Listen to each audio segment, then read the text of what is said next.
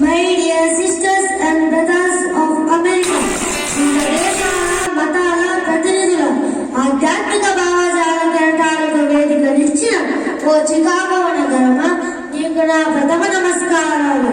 సర్వ మతాలకు సకల ధర్మాలకు తల్లి అనదగ్గ నా సనాతన హైందవ ధర్మం పేరిట మీకు నా అభినందనలు, అభివందనాలు. నా దేశం పవిత్ర భూమి, పుణ్యభూమి, కర్మభూమి, ధర్మభూమి, భారత భూమి. ఓ పక్క పరమదస్తుల మా ఆలయాలను కళ్ళగలుతూ ఉంటే ఓ చేతితో శమించి మరో చేతితో అక్కును చేర్చుకున్న సహనశీల దేశం నాది అని తెలియజేయడానికి గర్విస్తున్నాను. తండ్రి మాట కోసం సమస్త రాజ్యాన్ని పరిత్యజించి 14 సంవత్సరాలు అడవుల పాలైన శ్రీరామచంద్రుని కర్మ ధార్మిక దేశం నాది అని తెలియజేయడానికి గర్విస్తున్నాను. సత్యవాకును ఒకట్టుబడి కాపరిగా మారిన పశ్చాత్తాపాలు చక్రవర్తి అయిన సత్య హరిశ్చంద్రుని కన్నా ధార్మిక దేశం నాది అని తెలియజేయడానికి గర్విస్తున్నాను. నా దేశం గురించి, నా హైందవ ధర్మం గురించి ఏమని చెప్పను, ఎంతని చెప్పను.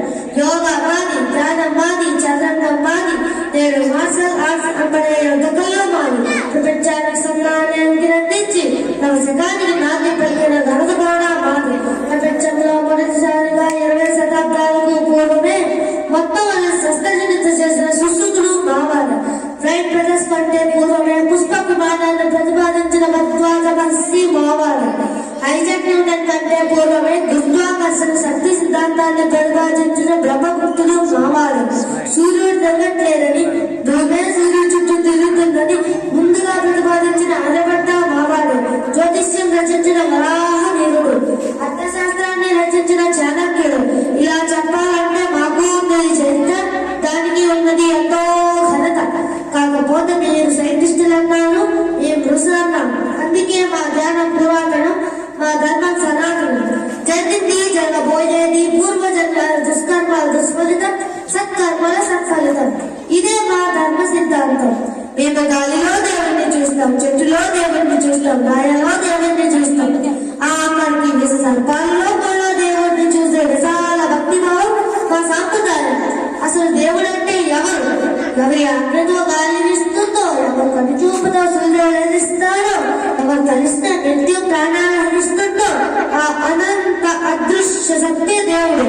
దానిలో నీరు కొందరు పానీ అన్నట్లు, కొందరు వాటర్ అన్నట్లే పేరు మారిన నీరు అదే. అలాగే దేవుడు ఒక్కడే.